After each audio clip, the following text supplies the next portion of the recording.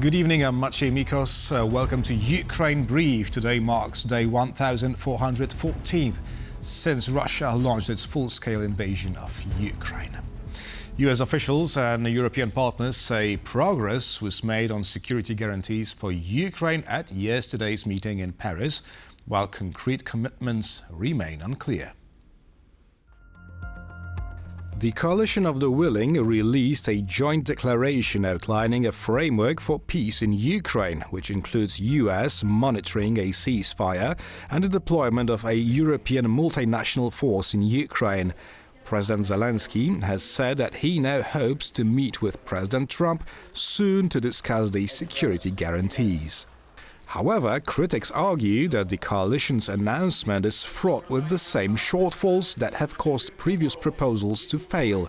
While the United States agreed it would monitor a potential ceasefire, details of US participation in a multinational force for Ukraine were not included. Several European countries, including Italy, Poland and the Czech Republic, have ruled out any deployment of troops to Ukraine.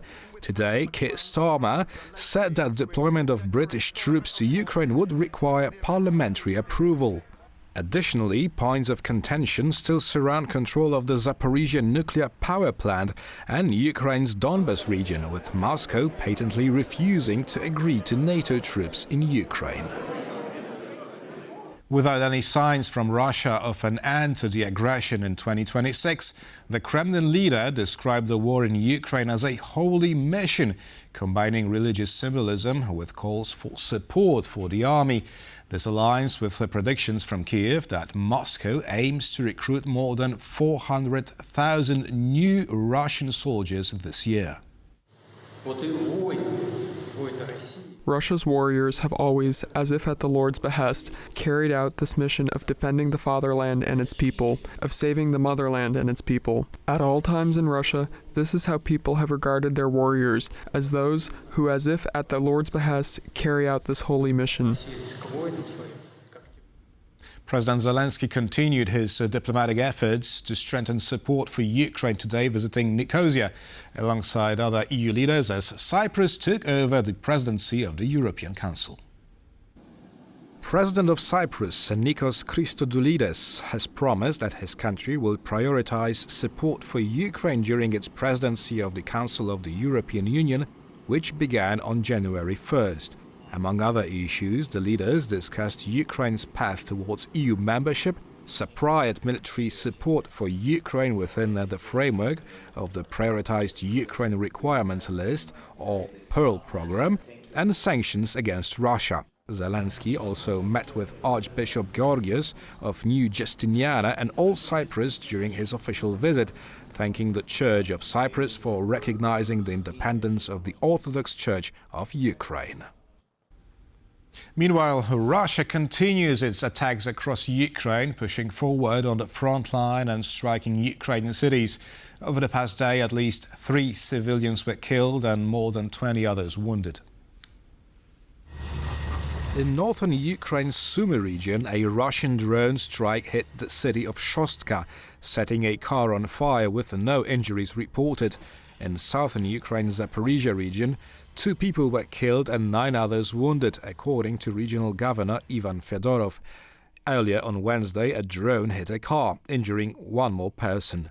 Around 11 a.m. local time, Russia shelled the city of Kherson, killing 1 person and wounding 5 others. The attack also damaged the windows and facades of nearby buildings.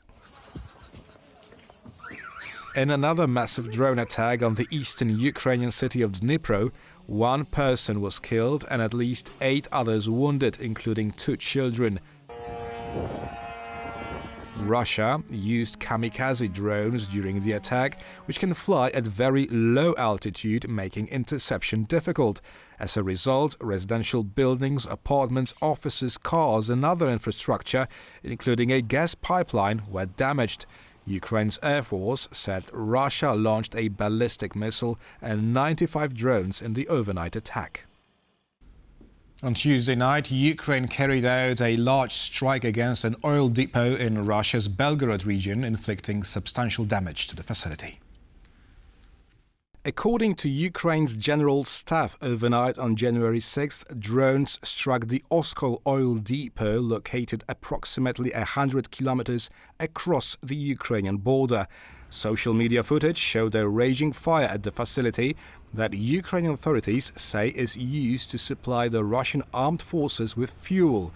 The strike against the Oskol oil depot is one of 21 Ukrainian attacks against Russian military and energy infrastructure over the last 5 days, with some of the locations hit being over 1,000 kilometers from the Ukrainian border. And that's all from Ukraine today. Thank you for watching and stay with us for more here on TVP World and tvpworld.com.